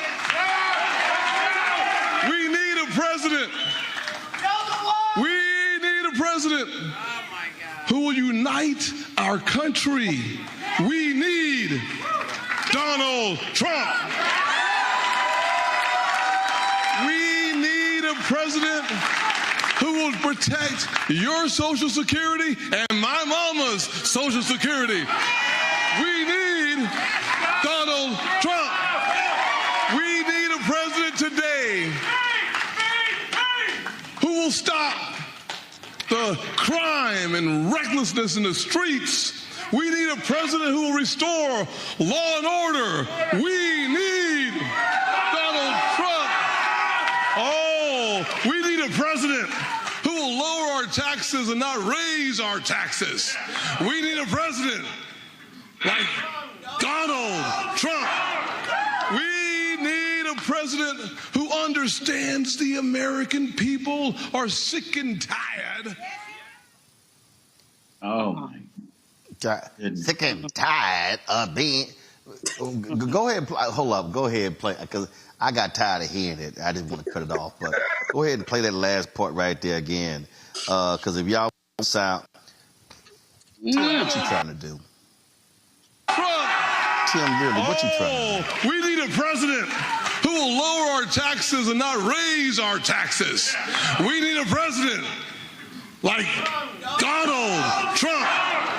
We need a president who understands the American people are sick and tired of being sick and tired. We need a president our foreign adversaries are afraid of. Oh, please. We sick and tired of being sick and tired. Julian, go ahead. Roland, I mean, that's Mr. Bojangles there. Dancing and shucking and jiving with his eyes getting big. It's a minstrel show. But, he wants to be vice president so bad he got engaged. He got to be almost 60 years old and couldn't get engaged. But now that he's trying to be regular, he went and got himself engaged. This man is disgusting. And to use Rosa Parks' words is beyond disgusting. But, we know he's a... he may have done some things in the Senate, but he's forfeited all that with this clownish, buffoonish behavior and his blind fealty to a very flawed man who he just months ago was trying to replace. Now he sees a lane to become vice president, but who would... I would love for him to be the vice president nominee so that Kamala Harris could take him and just wipe the floor with him. And when she got finished wiping the floor, she could clean the windows with him, because he just is. This is just an absurdity. But you know what? He has figured out how to. Well, first of all, when he announced that he was running for president, I told someone, if I had $1 for every time he said God, I would have myself a nice meal at the Four Seasons somewhere. because he acted like God was about to be his running mate. So at least this mess, he didn't invoke so much God, but he invoked a lot of nonsense. And we know, this is how we know Tim Scott. We know that he's blindly ambitious. We know that he has Republican fealty. And we know that he clearly does not have good sense. And he shows us that every time he opens his mouth. That was disgusting. I had to just sit here and laugh at McCongo watching that. First of all, trying to sit here and talk. Anybody on McCongo who gives a speech and says Donald Trump is going to unite the country, they got to be high. They got to be high. They got to be delusional. They got to be on something. I mean, I've never seen a more opportunistic politician with no chance of rising anywhere beyond being a senator. I mean, it was embarrassing, but I mean, not really. I guess embarrassing can't be the word, because this is just who he is. I mean, he's always been somebody who's been conniving and will kiss the butt of whoever he needs to try to get to the next level. I do believe, however, that because of how powerful the issues of, and I don't know if this Booker disagrees, but because of how powerful the issues of abortion are and what's going on relating to that, I think that Donald Trump is going to pick a female as his vice presidential candidate, because I think that having two men out there who are speaking against women's rights are going to hurt the party even more. And so I think he's going to have a woman who's going to get up there and talk about being, quote unquote, pro-life and all of this other type of stuff to try to minimize some of the things that Vice President Harris is saying, or at least have two women go at it. And so I think, Tim Scott's time has truly passed. And I don't believe that the Republican Party is ever going to embrace him or Ramaswamy or any of these guys in any way, shape, or form. This MAGA crowd, they have decided that they want it to be white and male at the top, and as well as in the VP race. And so this is not, I don't know, Tim Scott just looks so out of place, man. He sounds out of place. He looks out of place. And they just look at him as a joke. And so now that, Donald Trump could basically say, I got my other African-American right now. Where's my African-American like he did before? It's right here with Tim Scott. And Tim Scott is just disgraceful. And to disrespect the legacy of Fannie Lou Hamer like that, no respect, no love, but we didn't have any for you anyway. And of course, getting engaged over the weekend. Too late, bro. Too late. They already were questioning whether you were gay during the primary. And he had to actually come and roll his girlfriend out. So, yeah, that's a little too late. Tamia, we appreciate it. Thanks a lot. Thank you for having me. Always a pleasure. All right, folks, got to go to a break. We'll be right back. Roland Martin Unfiltered on the Black Star Network. Hatred on the streets, a horrific scene, a white nationalist rally that descended into deadly violence. White people are losing their damn minds.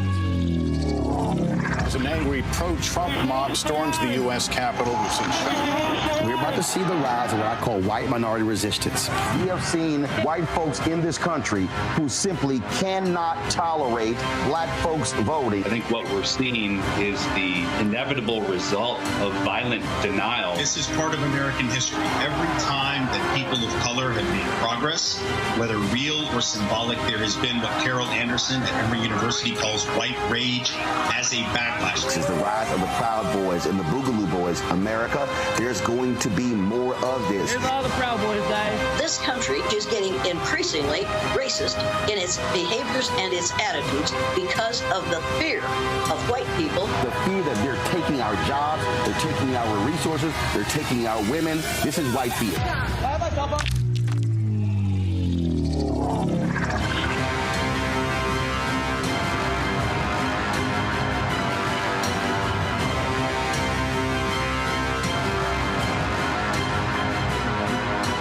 We just have one of the oldest cultures that's desperately needed for mutual salvation. That's the consciousness. We have the keys in our roots to save mankind. We get to see the condition of other countries, other oceans, other cultures. And if we believe in God, a lot of us do, He's telling us if you don't get rid of that stuff that makes somebody superior or inferior and work together for the mutual salvation, everybody's gone.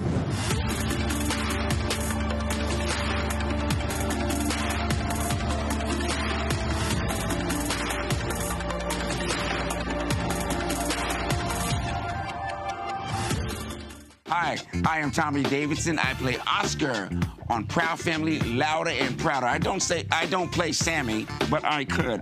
Or I don't play Obama, but I could. I don't do Stallone, but I could do all that. And I am here with Roland Martin on Unfiltered.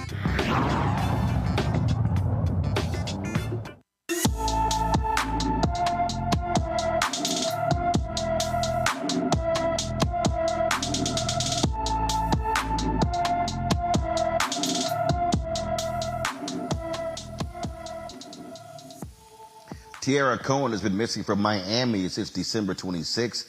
The 17-year-old is 5 feet 1 inches tall, weighs 120 pounds, with black hair and brown eyes. Anyone with information about Tiara Cohen is urged to call the Miami, Florida Police Department at 305-579-6111, 305-579-6111.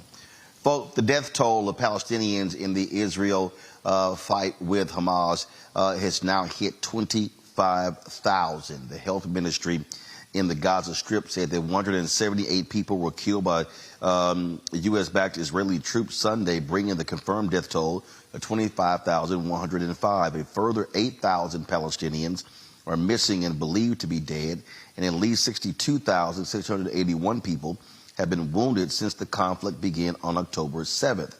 In addition to that, South Africa has filed a suit against Israel for genocide at the International Court of Justice. UN Secretary General Antonio Guterres chastised Israel over the level of destruction Israel's war in Gaza has caused, including the deaths of more than 150 UN staffers.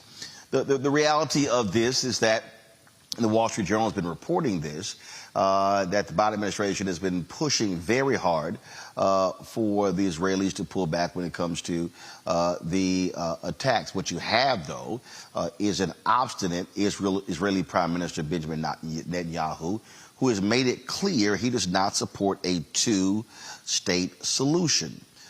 So if this does not if there's no ceasefire, if you don't have anything like this, if Netanyahu just continues to say, I'll do whatever I want on the Congo, that is going to have serious repercussions for President Joe Biden in his reelection bid. Most definitely. And Joyanne Reid had posted a video today of showing IDF bombing the last university in Gaza. And the fact of the matter is, it was an Israeli official who, last week was, I think they read this from the South Africa trial, I'm not sure where, but said, without the weapons from the United States, we have nothing. We cannot carry on what we're doing right now without the weapons and missiles and artillery that's coming from the United States.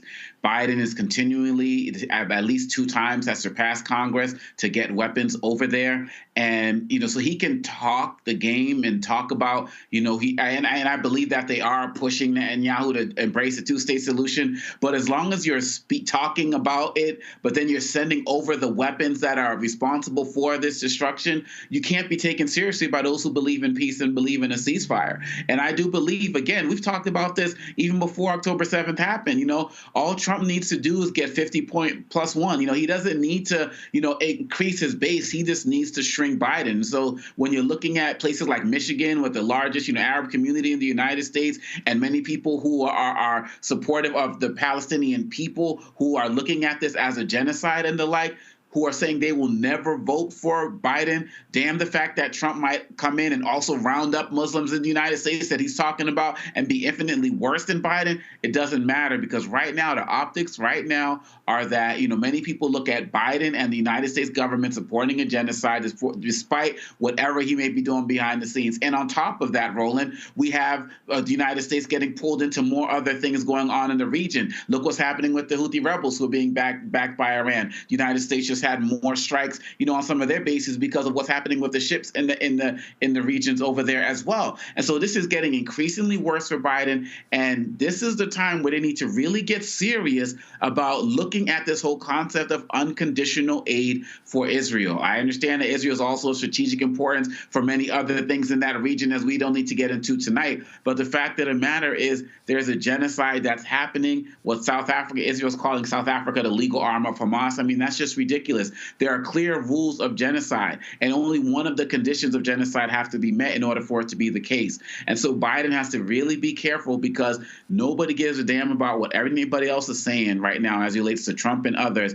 People are looking at the Biden administration. He went over there and gave Netanyahu the big hug and everything as supporting what they are looking at as genocide. And this can really, really hurt him with some voters who are already skeptical about him or just believe that he's responsible for the human rights violations. And Netanyahu, he just wants to keep power. He doesn't care about the Israeli people. He doesn't care about the hostages. This is not about the Jewish people. This is about him trying to keep himself out of jail once all of this stuff finally ends and he's no longer in power. I don't believe this is about protecting the Jewish people in any way, shape, or form. I believe he wanted this war, and he got a little bit more than he bargained for. He didn't expect what happened on October 7th to go down the way it did, as horrific as that was. But now he's like, oh, now I can go in and go even harder. And look what he's doing in the West Bank as well with the settler violence that's going on as well. He's got to go, and Biden has to get more vocal about calling for that two-state solution and withdrawing some of this aid until that happens. Julian? On October 7th, Israel had the sympathy of the world. People called it out. It was the obligatory statement. We had condemned the October 7th. But now, what is the ratio? What's appropriate here? 12 to 1,400 Israelis were killed, but now we're talking about 25,000 Palestinians. So what's the ratio? Is it, 20 to 1? I mean, we're hitting on that. And that's just absurd. Netanyahu, Obakongo is absolutely right. Netanyahu isn't about anybody but Netanyahu. He didn't want to go to jail. Wish we could find him and Trump some majority jail cells, but that's another story. But he doesn't want to go to jail. He doesn't want this to be over. And let's not forget the role that Israel played in the creation of Hamas. So they created their own monster, their own enemy. But the world is peeling away, looking at this and saying, this is unacceptable. Bombing a university, bombing hospitals, bombing schools, telling people you're in the South, go south, and then when you get south, we're going to bomb the refugee camp. So it's almost like people cannot win in this situation, or the Palestinian people cannot win. And President Biden, I just saw something on television. They were saying these are U.S. bombs that are being used. So we might as well have bombed Gaza. We, the United States, might as well have bombed Gaza. So if I were Palestinian, well, I'll vote for any. I'm yellow dog Democrat, so I would vote. But I mean, if this is that important, there's so many people I know who will not vote. So especially younger Palestinians who will not vote, and others who are looking at this. This is a horrible human rights violation, series of violations, and nobody will put the brakes on Netanyahu. But we must. Will there be any place left for people to go? Who will make them whole? Will there be reparations? I mean, there are a series of questions that need to be asked, and the two-state solution with obviously massive help for rebuilding. But a two-state solution is the only solution that is tenable. Rita? Yeah, this is really devastating what's happening in Gaza, because before October 7th, Gaza had a population of about 2 million.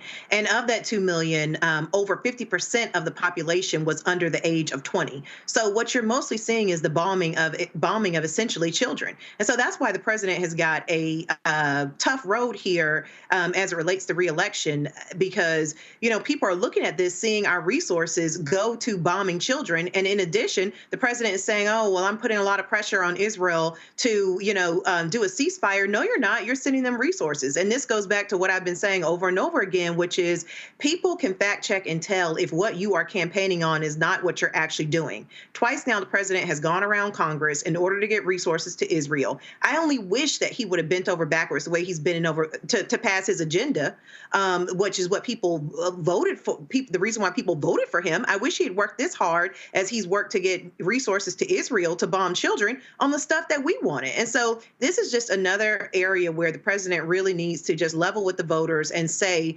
and get serious about making sure that his actions match his words. Because at the end of the day, like I said before, the question is not going to be so much, are Democrats going to go over and vote for Trump? It's going to be whether or not people are just going to vote at all, because every voter has a list of priorities of how they determine if they're going to vote and who they will vote for. And for some, this may not be the top issue on their list as to whether or not they will vote. But for people of all ages who are Muslim, I am hearing Muslim voters say left and right, and it's not just the young people.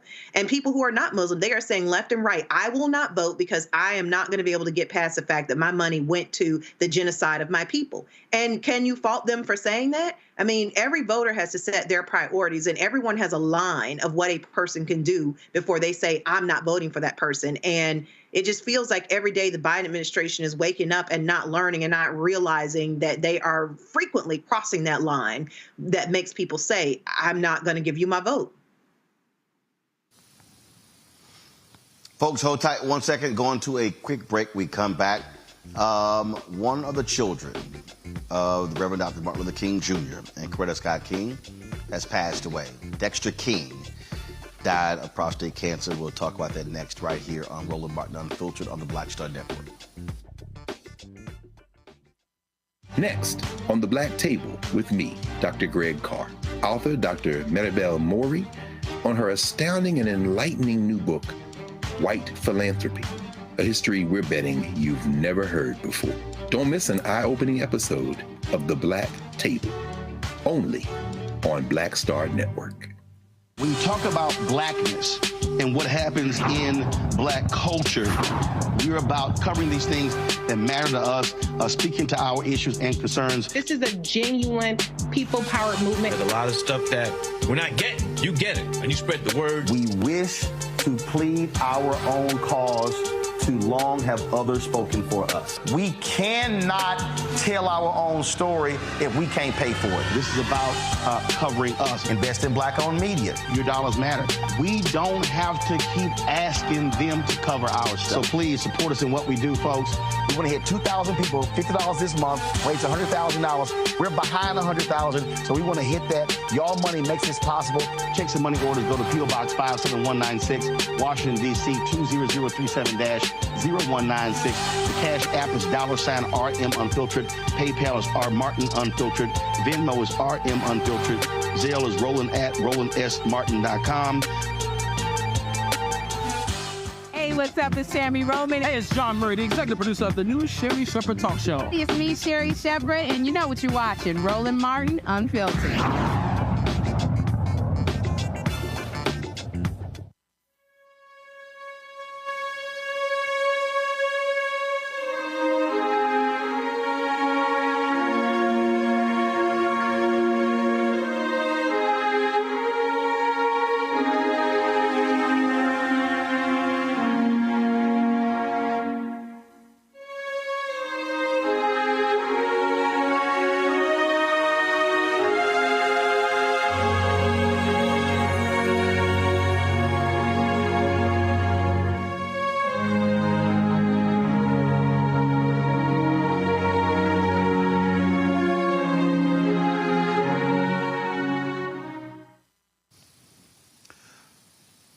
Folks, today we learn of the passing of Dexter King, the youngest son of Reverend Dr. Martin Luther King Jr. and Coretta Scott King. He was 62 years old. He passed away at his home in Malibu, surrounded by his family. He was 62 years old. For a long time, he worked with the King Center. At one point was chairman of the King Center as well, which was established by his mother. But he was largely the president of the King Estate, which managed the licensing of his father's image and likeness.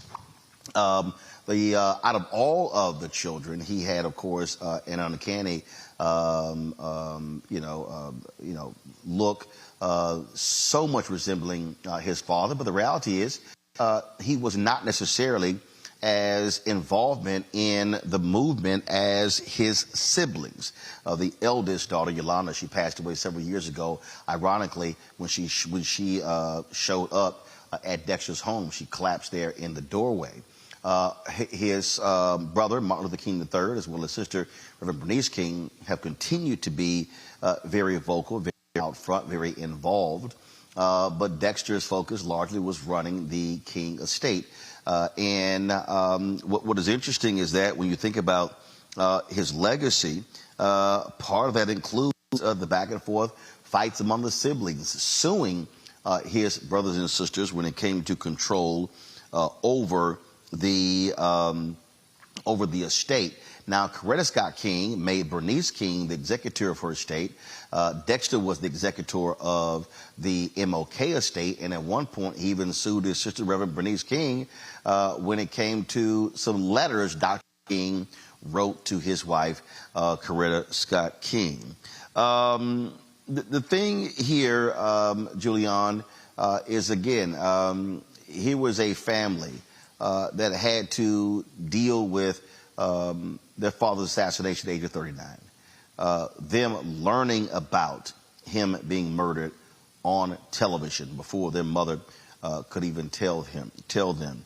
And so Dexter was not someone who was always out there. In fact, the last time I saw him, which was one of the very rare times I actually came across him, was at the 50th anniversary of the March on Washington for Jobs and Freedom.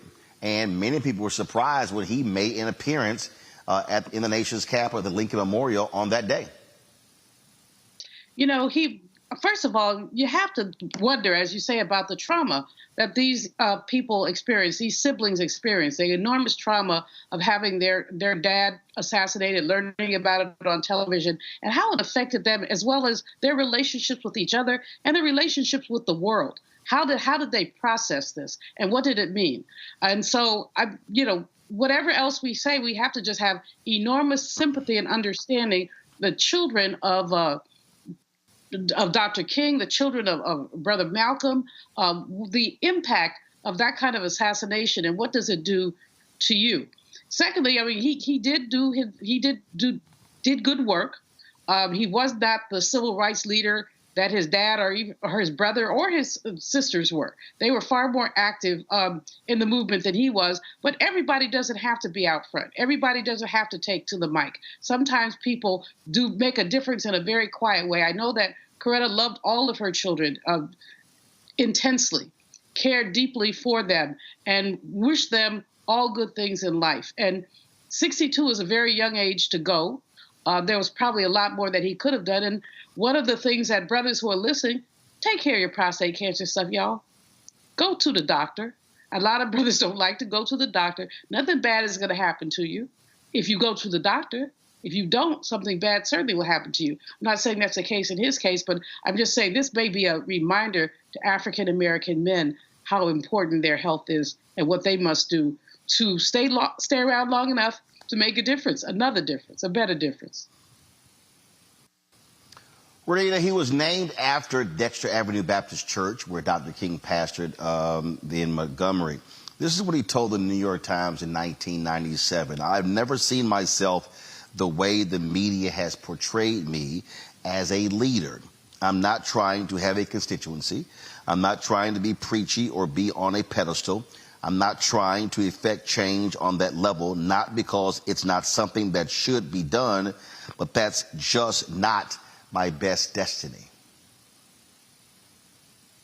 Well, it's exactly as you said, Roland. I think you summed up his life's work perfectly in introducing the story, because he is somebody that is not was not frequently seen, standing up for social justice in the same way that his siblings do as it relates to being a part of the King family. He was more tasked with, he was an attorney, and he was more tasked with keeping the legacy of his family alive, not from a social justice perspective, but from an actual tangible resources perspective, and managing the image of the family and his father in particular. And so things like what you mentioned, the King Center and other resources that help you remember his father's work, are really what he spent his life doing. And so even as somebody who lives right here in Atlanta, I can say that, you don't frequently see him in public. He's certainly not as public as, or certainly was not as public as his siblings. And I think that he really just focused a lot of his work on managing the family's image and making sure the legacy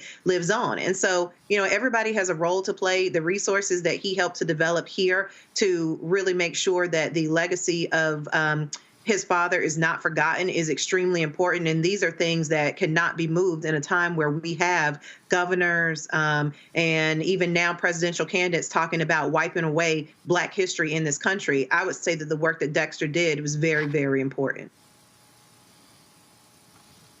Martin Luther King III, Omakongo, said the sudden shock is devastating. It is hard to have the right words at a moment like this. We ask for your prayers at this time for the entire King family. I mean, if there's any family member that has a direct road to heaven, I mean, it's the members of the King family. And like Dr. Malvo said, I mean, 62, it's just tragically young. And I remember those news stories about the family suing each other and all of the critique that they were getting, people hating on this side or choosing sides and the like. And I'm just thinking, you know, some of our families, you know, we'll argue over like a car after somebody's gone, you know, or a TV or a house or something like that after somebody's gone, and families will tear each other up. I mean, this man, you know, his father assassinated when he was 7 years old, and their entire life had to live in front of the entire world. How do you even manage that? And they've done it despite, you know, those particular issues with such grace, trying to carry on the legacy of not one, but two giants as it relates to the civil rights field and activism. And so I give them all of the praises for everything that they've been able to navigate. I respect the fact that he wanted to be respected for the roles that he wanted to play, because I can't imagine the forces, especially with his resemblance to his father, I can't imagine the forces that wanted to push him out there in the forefront. But that behind the scenes work is just as important as anything else that any member of that family could do as relates to protecting the legacy of his family. We talk about legacy in so many different things, whether we're talking about wealth creation and all of these types of things. And so Dexter King needs to be remembered as somebody who wanted to protect his family and his legacy. And it's incredibly sad and tragic that he's gone. I read Reverend Bernice's thoughts about him earlier as well. And they just endured so much violence, whether it be Dr. King's mom, whether it be the brother, It's just sad. And though he's not dying by violence here, it's still just a tragic loss because of his age. And so my thoughts are out there with the family. And it's just a reminder to all of us that this family has given everything to this country and continues to do so. And their legacy needs to be respected and protected, because all of them are not going to be around here for forever as well. And we need to make sure that we're doing the best to uplift them in these moments, directly if we know them, or out in the public spaces as well. Rest in peace and power, brother. Folks, that is it for us. Renita, Omakongo, Dr. Malvo, I appreciate all three of y'all being with us today. Folks, thank you so very much. Again, let me thank the folks here at the Grove 23, the Florida course of Michael Jordan, for being hospitable host. I appreciate that. Let me thank my man Gary Sheffield for the invitation, and good luck in the Hall of Fame balloting. But folks are casting ballots now, so hopefully Gary will get that 75% threshold and be elected as one of the immortals in the Baseball Hall of Fame. All right, folks, don't forget to support us in what we do. You can support us by joining our Bring the Funk fan club. Your contributions are critically important for us to do the work that we do. The goal is to get 20,000 of our fans contributing at least $50 each over the course of the year. That's $4.19 a month, 13 cents a day. And then, of course, if you can't give that, give less, that's fine. If you can give more, that'd be great as well. Send your check and money order to P.O. Box 57196, Washington, D.C. 20037-0196. Cash App, $RM Unfiltered. PayPal, R Martin Unfiltered. Venmo is RM Unfiltered. Zelle, Roland at RolandSMartin.com. Roland at RolandMartinUnfiltered.com. Be sure to download the Black Star Network app, Apple phone, Android phone, Apple TV, Android TV, Roku, Amazon Fire TV, Xbox One, Samsung Smart TV. You can also watch our 24-hour, 7-day-a-week streaming channel on 4 different fast channels. Amazon News, simply go to Amazon Fire and go to News. You can check us out. You can say, Alexa, play news from the Black Star Network. You can also go to Plex TV, Amazon Freebie, and Amazon Prime Video. And folks, don't forget to get a copy of my book, White Fear, How the Browning of America is Making White Folks Lose Their Minds. Available at bookstores nationwide. Download the audio version on Audible. And yes, it is yours truly reading it. All right, folks, I'll see you tomorrow from Florida. Roland Martin Unfiltered on the Black Star Network. Holla! Black Star Network is here. Oh, no punch! I'm real revolutionary right now.